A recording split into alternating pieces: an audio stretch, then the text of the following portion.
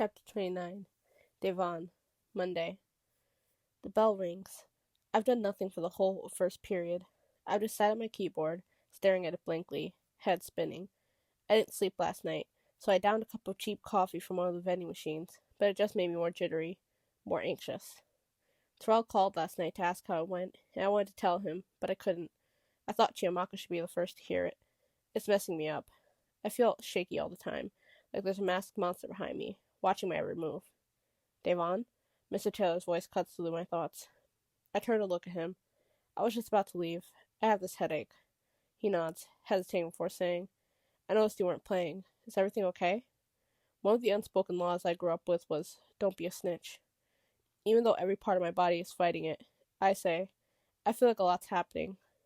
I could feel the hood me slapping the private school boy seated in his chair around the face, threatening me. Mr. Taylor isn't like the other teachers, I tell myself. I feel safe around him, and he's always wanted the best for me. I asked him on Friday if he found out who was behind the posters, and he told me that he hadn't, but that he'd be keeping an eye out for me. What's up? Mr. Taylor pulls out his seat and leans in.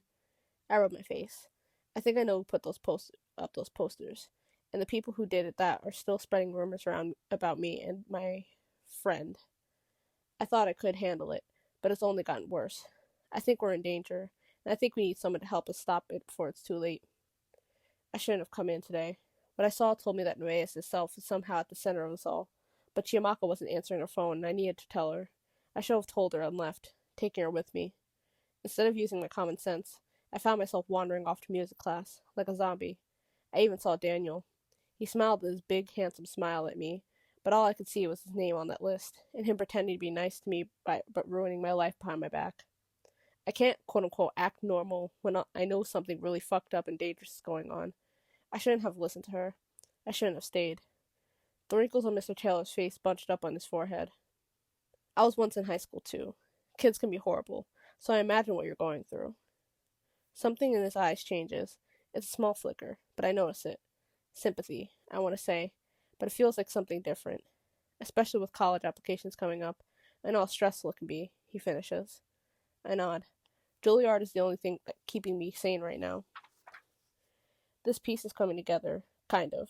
I think Terrell was right about the drums. The drums will definitely make it better. But then what if it's still not good enough? I look at Mr. Taylor, who's looking at me with a smile on his face.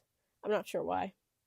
You're applying to Juilliard? He asks, which is so strange, because, obviously, he and I discussed it at length at the end of junior year. It's all I've been working toward. I don't feel like I can give an answer to that. I'm so confused, but I nod slowly. Son? A laugh jerks out of his mouth, then another, and then he's full on laughing. I'm sorry, seeing your face, I can't keep this up, he says between breaths, laughing like I told him a really funny joke, slapping his knee with exaggeration, basically screaming, Son, you're not going to Juilliard. He wipes his face, and I feel something sink.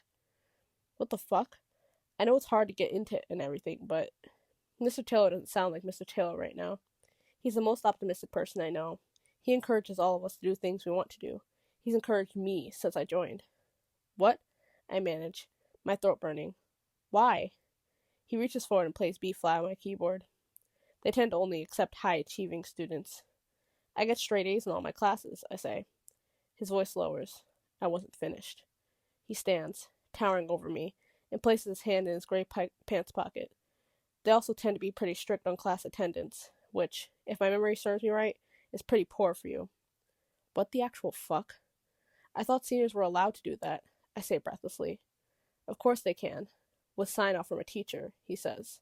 Like that's not exactly what I did. He gave me permission. He said I could. He told me it was okay.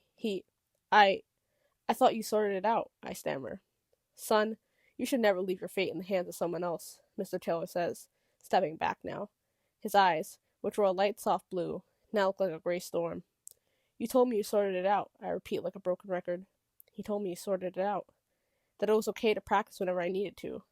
My voice rises, and the bile in my stomach itches to crawl throughout my throat and spew all over him in his suit. Mr. Taylor walks back over to his piano and strokes his finger across the keys as a loud, discordant pattern of notes screeches out. That I did. But it's okay. It's okay. He pats the air, like he's patting me from afar. It's okay not to go to college. It's okay. smiling wide. Not all people are suited for higher education, especially your kind.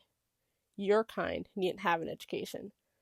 I went to scream for help, but he's suddenly up and by the door now, blocking the entrance. And anyway, who was going to help me?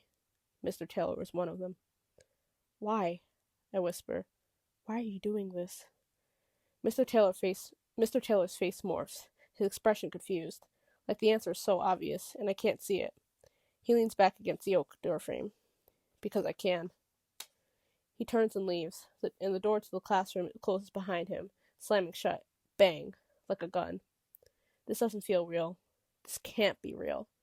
Mr. Taylor, Jack, Daniel, all these people I've known for years, trying to ruin my life.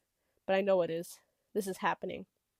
I shove my things into my bag and rush out, running down the stairs so fast that I almost trip and fall. I'm terrified of bumping into Mr. Taylor. I'm terrified they're all watching me. I have to leave. I have to get out. But I need to take Chiamaka with me. I dial her number, hoping she's found her phone by now. Voicemail. I call her again. Nothing. I run across the school, checking random rooms, the libraries, the girls' bathroom even. Chiamaka's nowhere to be found. She's probably in class. We should have left sooner. Should have jumped to conclusions. Should have pieced everything together. I rub my eyes roughly. I need to leave. I need to get help. I push through the big entrance doors, out into the open air.